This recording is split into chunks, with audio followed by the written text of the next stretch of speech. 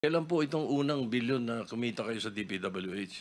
For the knowledge of everyone, gusto ko lang tabing ipaisi sa gabos na ang meaning tabi ning DPWH is dinuguan puto with humba.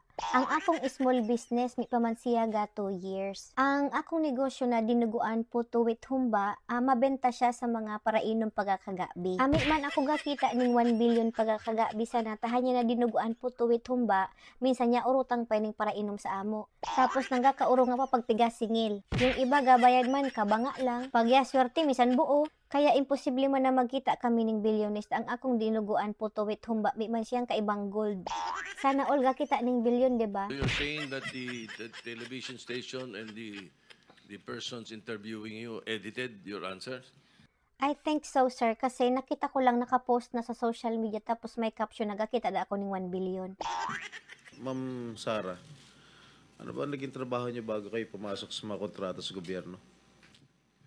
Dati ikan ako ning Oregon, tinunong ko lang ta na pagar ako ning kakalaga ning garyang. Minsan pa kaipuhan ko pa magsakat ning lubi, tangani ikan sa nang pambahog.